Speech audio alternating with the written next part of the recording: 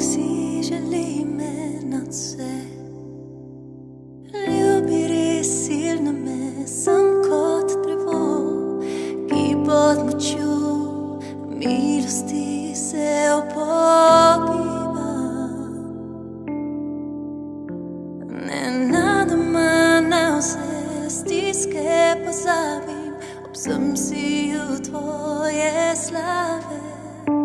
In zavedam se, da ti si čudovit in kako neizmerno me ljubiš. Bog ljubi nas močno, res nas ljubi, ljubi nas močno. Bog si želi me nadvse. Ljubi res silno me, sem kot drevo, ki pod močjo milosti se opogiba. Nenadoma na vse stiske pozabim, ob vsem siju tvoje slave. In zavedam se, da ti si čudovit in kako neizmerno me ljubiš. Bog ljubi nas močno, res nas ljubi, ljubi nas močno. Bog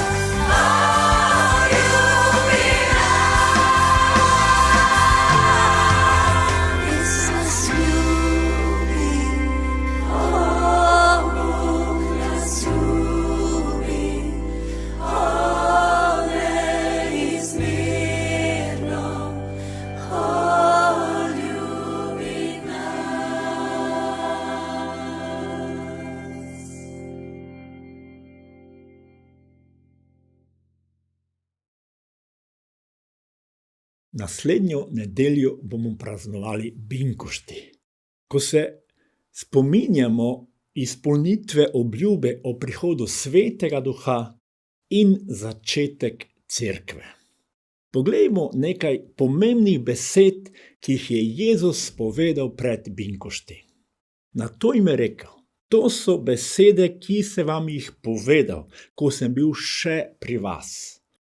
Mora se izpolniti vse, kar je pisano o meni v Mojzesovi postavi, prerokih in psalmih.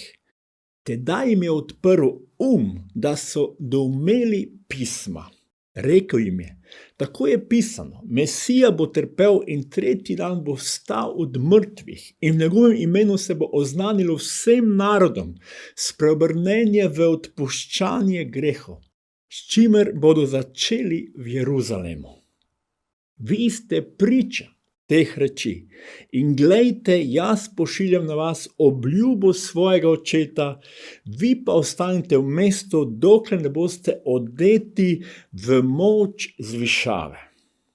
Jezus še enkrat ponovi učencem, kdo je on v resnici, da je obljubljeni Mesija, ki je prišel odrešiti izgubljeno ljudstvo. Prebrali smo: tedaj jim je odprl da so doumeli pisma, da so dojeli, razumeli pisma, zakaj je Jezus trpel in vstal od mrtvih.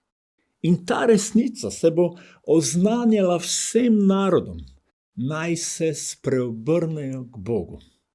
Samo v Jezusu je odpuščanje grehov, odrešitev pred večnim pogubljenjem. Kar se tiče kristjanov, je to še vedno najbolj pomembno sporočilo naše odrešitve.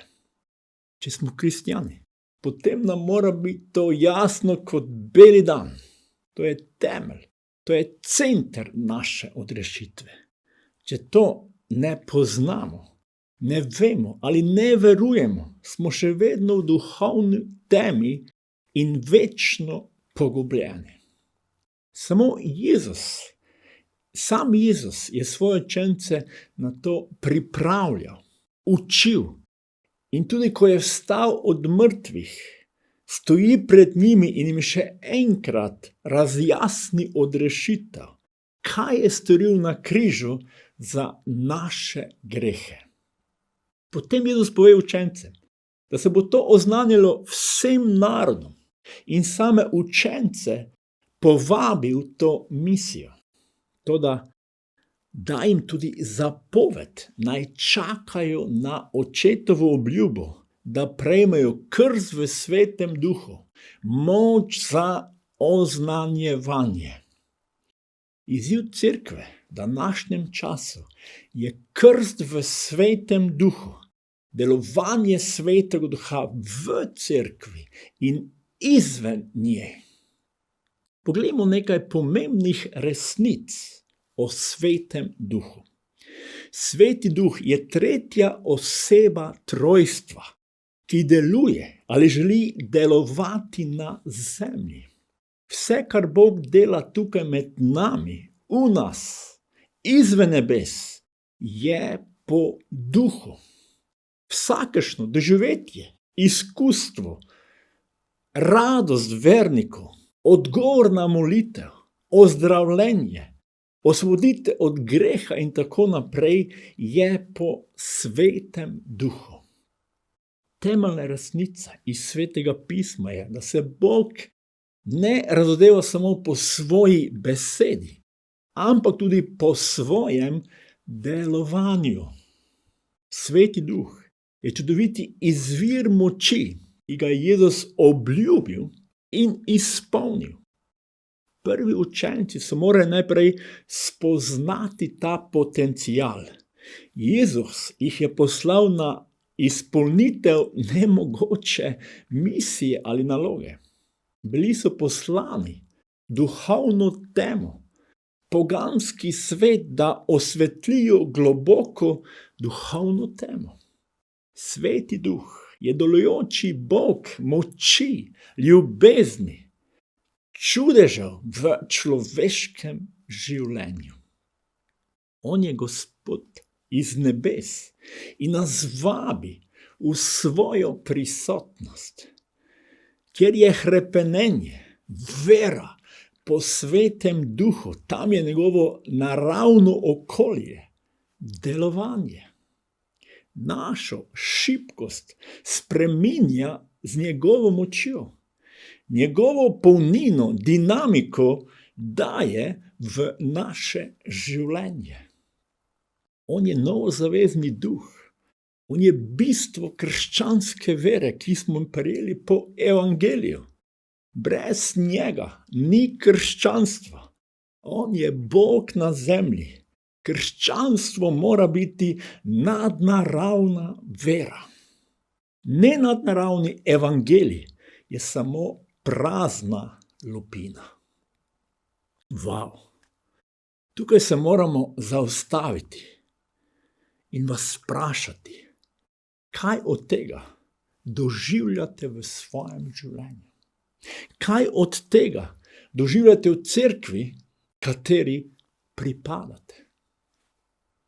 Sveti Duh ni redko izkustvo mistiko, ampak samoumevna priložnost za vse nas. Bog želi, da po njem hrepenimo. Njegova želja, da se nam po Svetem Duhu približa, razodene in spreminja naša življenja.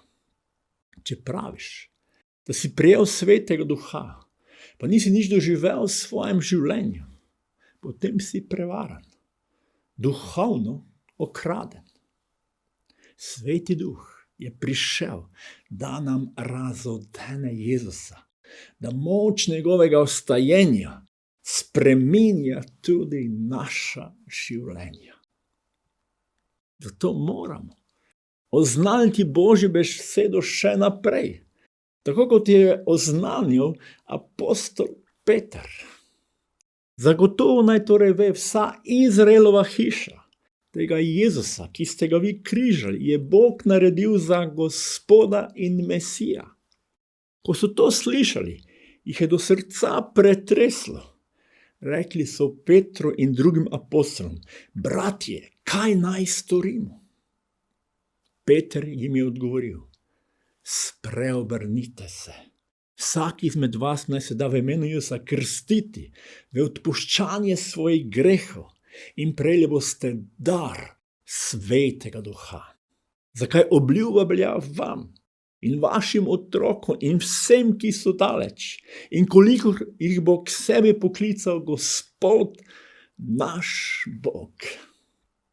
Peter oznanja: spreobrnite se. Dajte se v imenu Jezusa Kristusa krstiti v odpuščanje svojih grehov in prejeli boste dar Svetega Duha. Sveti Duh oživlja našo mrtvo naravo, da začnemo živeti po Božji besedi, ko se spreobrnemo. Po spreobrnenju doživimo novo duhovno rojstvo od skoraj. In potem s krstom v Svetem Duhu prejmemo še nadnaravno moč za oznanjevanje evangelija. In Peter pravi: zakaj? Obljuba velja vam, vašim otrokom, vsem, ki so daleč, in kolikor jih sebi pokliče Bog. To je izziv za cerkev danes. Bog kliče vse ljudi in želi spremeniti naša življenja in nas izpolniti Svetim Duhom z Božjo močjo, da lahko živimo eno življenje, ki ima jasni smisel in cilj, da je Jezus naš zveličen odrešenik in da on želi po svojem Svetem Duhu tudi vsak dan nadnaravno delovati v našem življenju. Zato odprimo naša srca in izkoristimo te dneve do same binkošne nedelje, da razmišljamo, da beremo Božje besedo, da se molimo, naj Sveti Duh deluje v nas.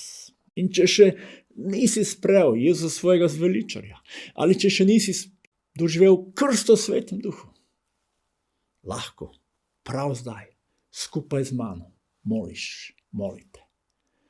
Dragi Jezus, hvala ti, da si na križu umrl za moje grehe.